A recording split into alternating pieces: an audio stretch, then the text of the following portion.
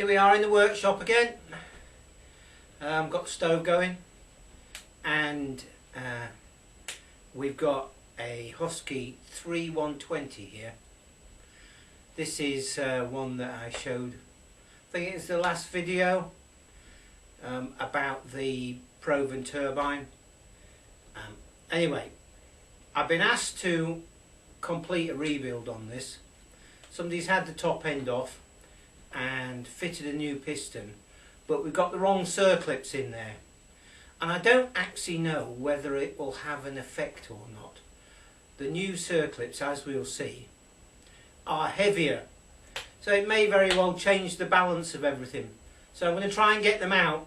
I've got the correct ones from Husqvarna, and I've got a gasket set, but whilst we look at that, I also want to look at the original piston that came out, and hopefully I can get the camera to focus. I maybe have to do a manual focus on it, but the top of it has been eroded over time, so whether or not it's been running weak for all that time or whatnot, but definitely the piston crown has started to disappear. So we'll just get on with that. So here's the new piston as it was fitted, and it's got a circlip with an eye in it, which is obviously a bit heavier, so we'll sort that one out. So you can see there's an eye there. I mean, it might be alright, I'm not quite sure. I'll just have to see. The other eye seems to have been broken off there, so we'll have to see. If I can get that out, great. If I can't, then I can't, and that's it. Well, let's have a look at the original piston while we're here.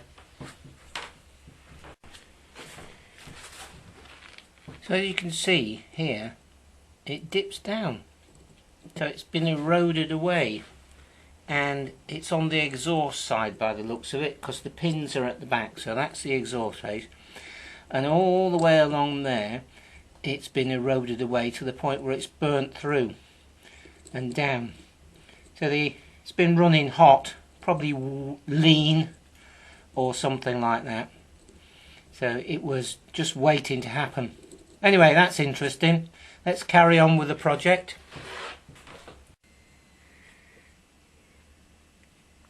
So I've got the old one out, or the one that's incorrect, and on the left hand side that's the correct one.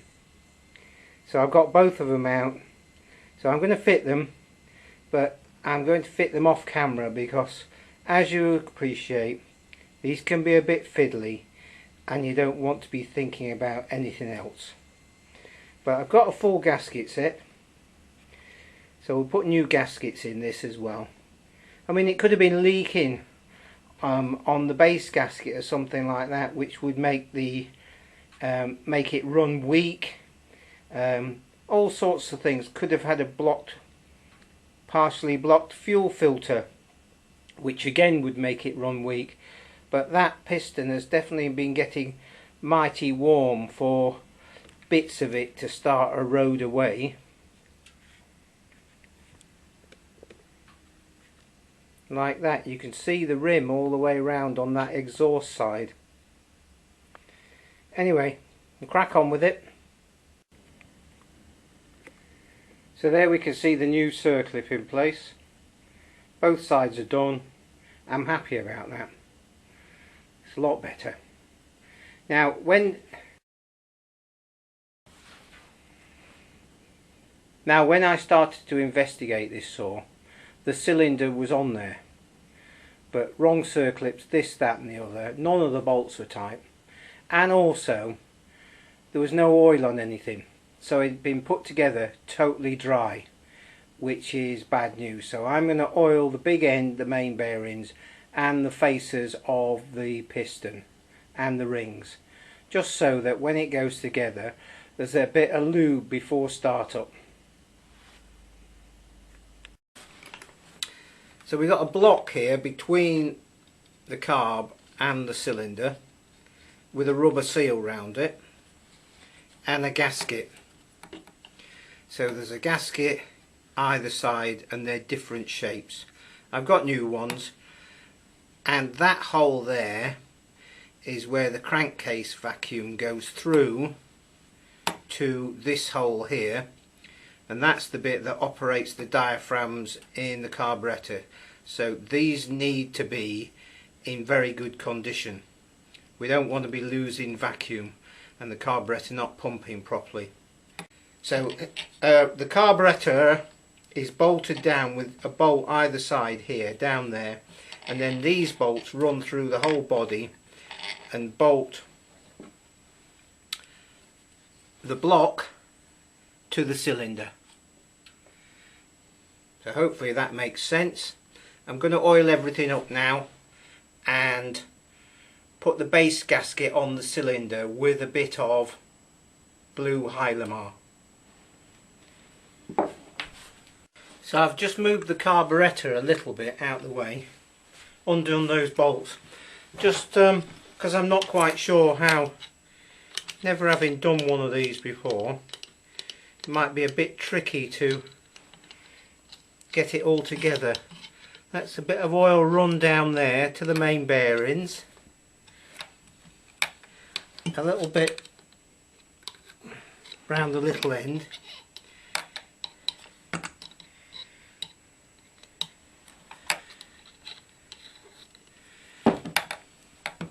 and a bit on the rings.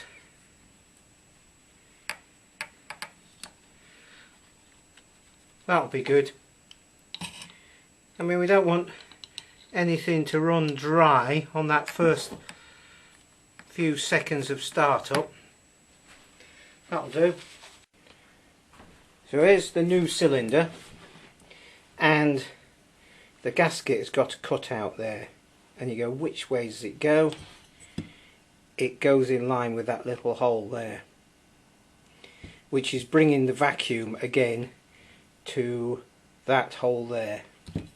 So that notch goes round there. Quite tight on there. We'll put a little bit of blue Hylamar on there, just to make sure. So just we don't want that much, just want a little bit.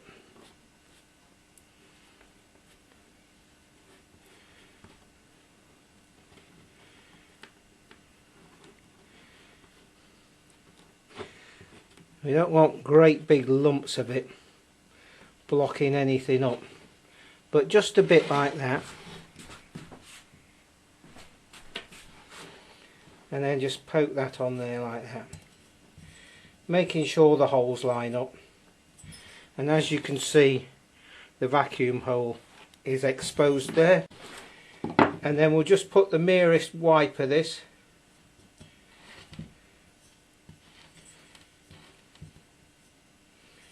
around here, again making sure there's no lumps of it anywhere.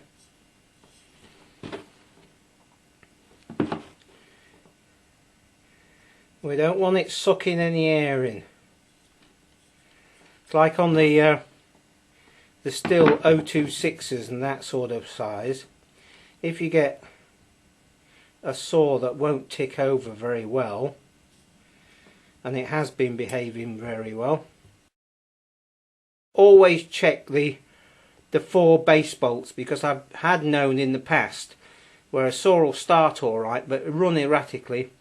You tighten the 4 base bolts down quarter of a turn and it's a different saw altogether, and they can vibrate loose over time. So let's just crack on with this now. Now we could use a piston ring compressor, or we could use a piece of beer can and a couple of cable ties, but I think I'll do it old school this time because there is plenty of room here.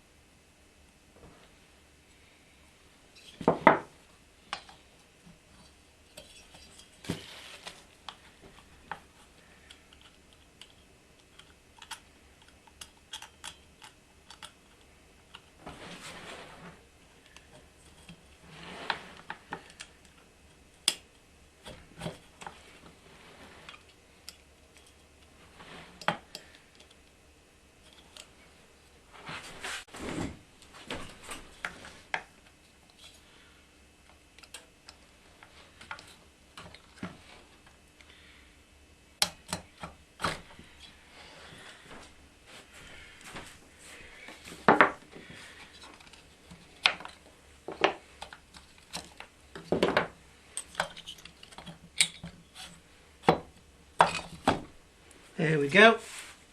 Let's get the bolts in there.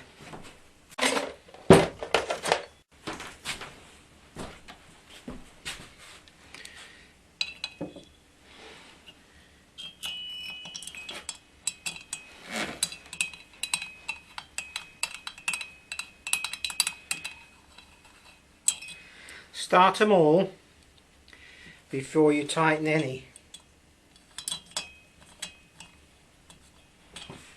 That's gone past. That's good.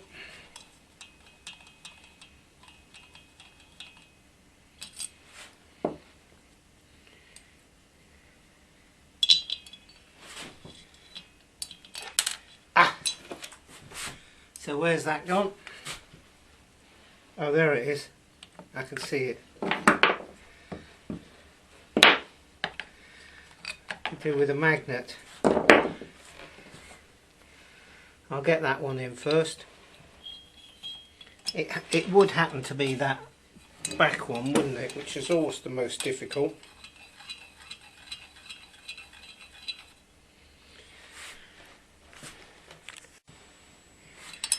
Right, I got that one out. It was easier because I'd slid the carburetor back.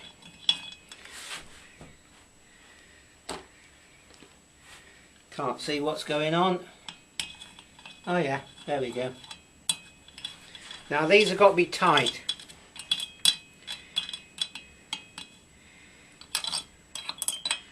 Tighten them opposites.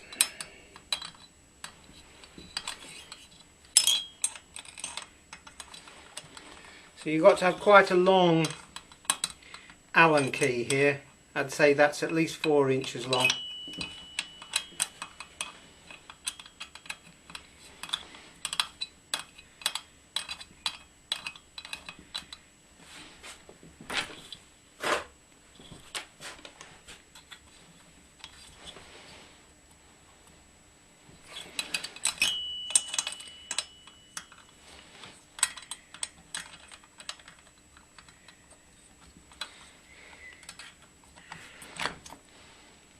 Click.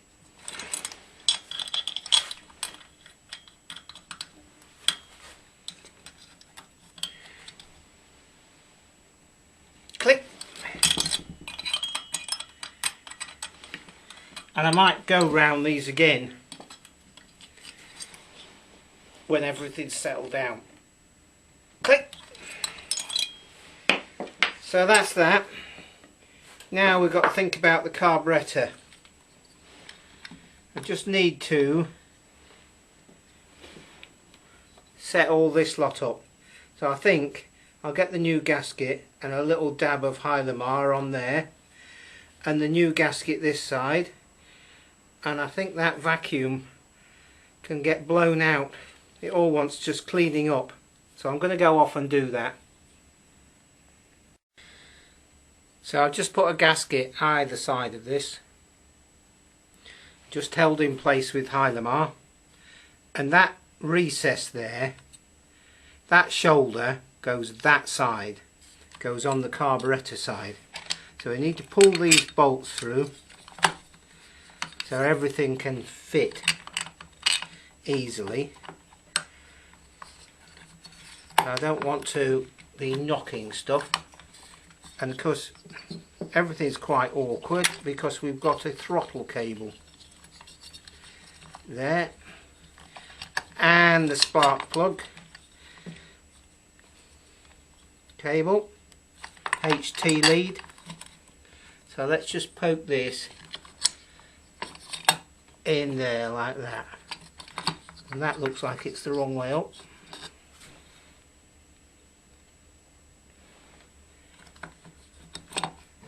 The hole is at the bottom, the hole is at the bottom. That's better. Then push these through.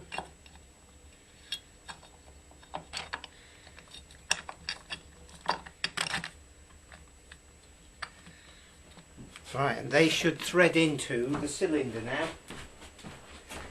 And again, they want to be reasonably tight.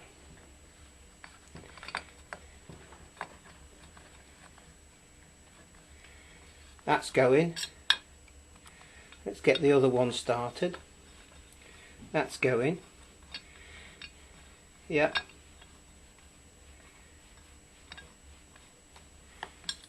Okay.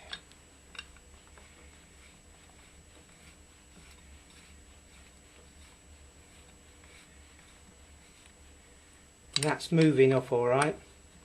Interestingly, the holes down here to bolt the carburetor to the top of the subframe are slots to allow for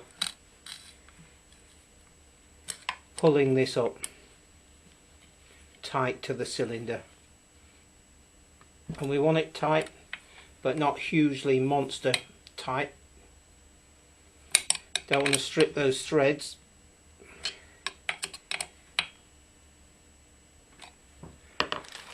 And this little grommet goes there for that cable. So and then we want to put those bolts down in there.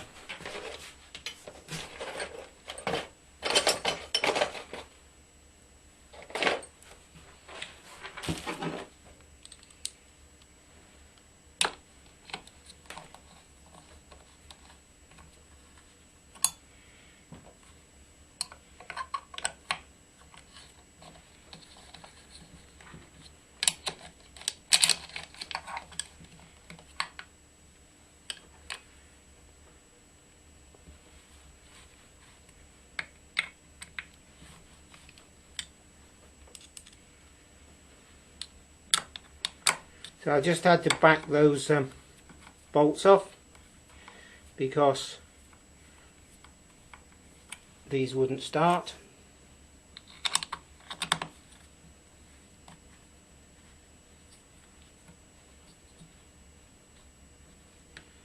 I don't like the feel of it. Oh, that's better. That one was not there. That was missing. But it was in the tub of bits, so I'm not quite sure what was going on there. Didn't feel brilliant to start, so maybe we've had a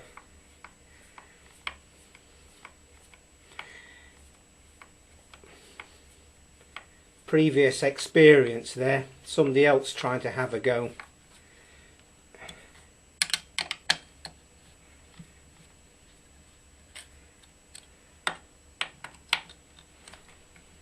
Right, tighten these up now.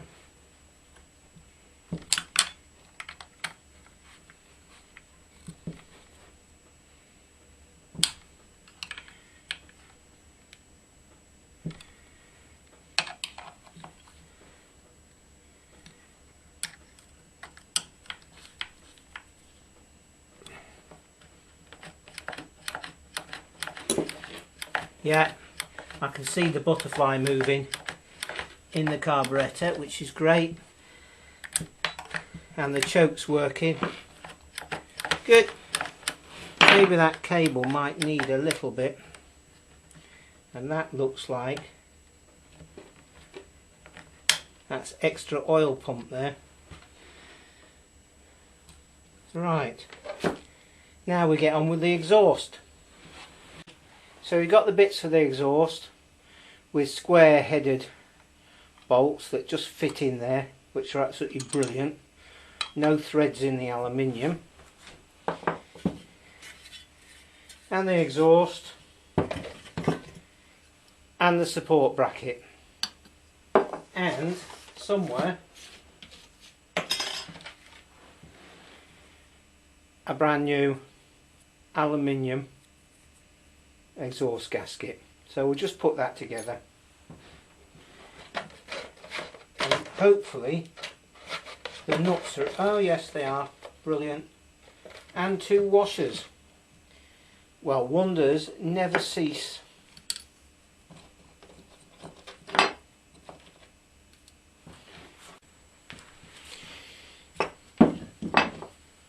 So if we put that in there,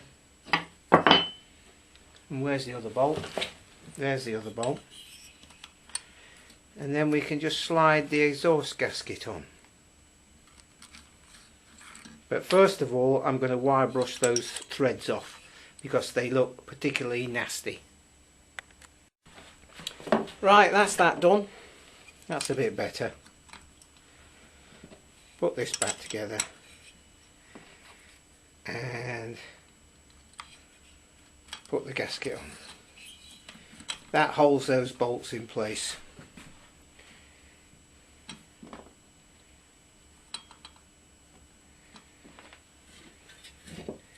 I think it goes that way.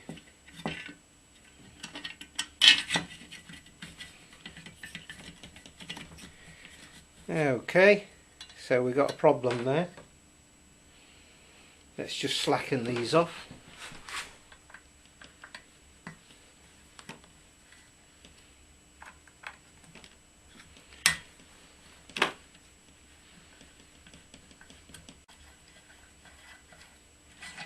We've got to be careful of these bolts because they go through the oil tank and through the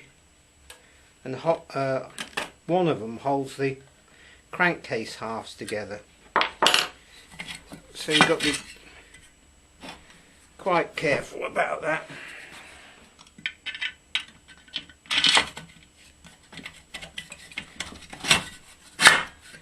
There we go. That looks about right. I'm just going to poke those back in there.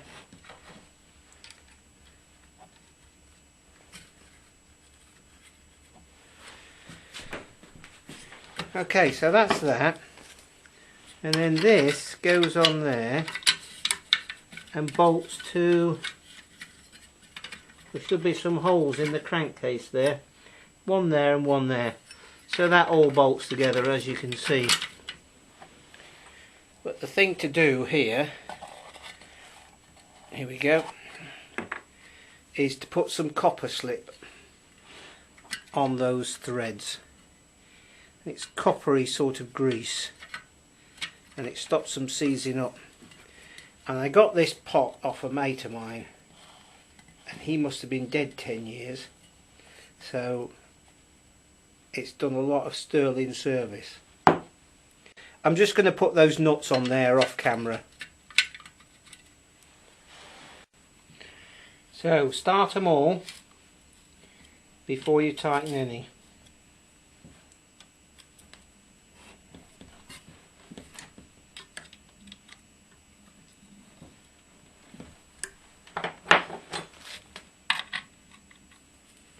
Wrong end.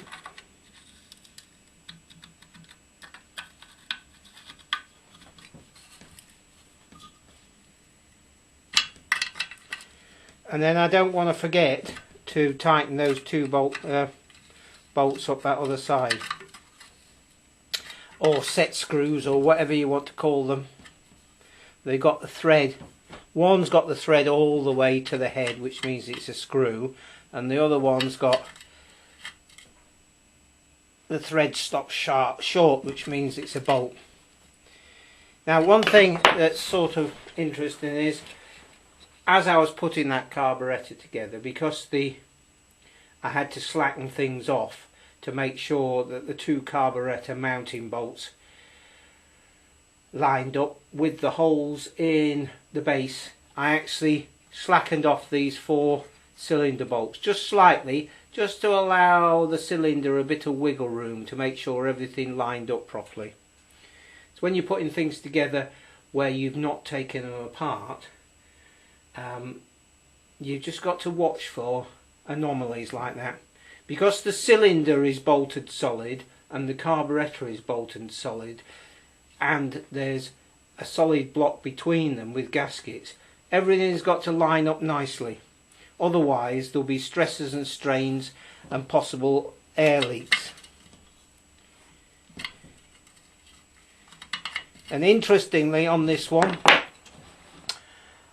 I was saying that the piston, the old piston, was eroded because it might have been running weak.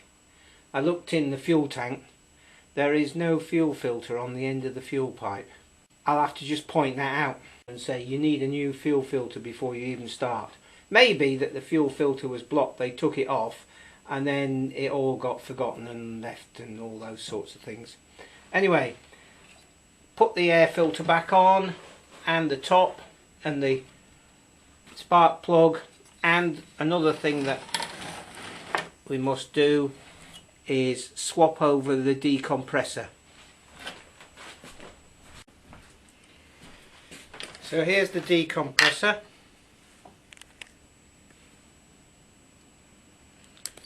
As you could see, I've just given it a quick wire brush up.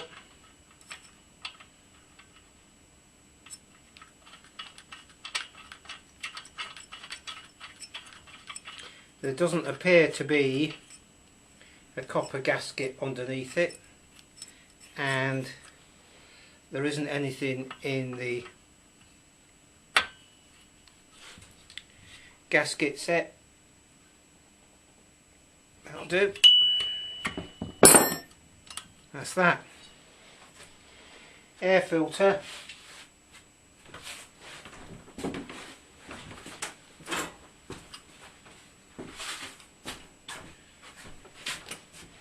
Air filter's here. That needs a good wash. Now this rubber bung, it's a buffer really, it goes in that one there. And the reason why I know it goes in that one there is because there's a mark there on the inside of this top case, which wants a good clean. Then that can get put on like this with, you need to tuck the throttle cable out of the way, and the HT lead comes through this little squirrely thing here. So I'm not going to do that. The air filter wants a good clean, as I've said already. There needs to be a fuel filter fitted, so I'll need to put a label on this. The owner has still got the top handle and one of the two other bits that are tucked away in the back of their shed, so we can't quite finish this. The other interesting thing is this guard here, it goes on there like that, and then this buffer, plastic buffer, goes there and it holds the guard in place. Apart from that, I think we're there. Hopefully this has been of some use to anybody who's putting one of these together. It's the few bits and pieces that I found out as we went through the process. So, cheers for now.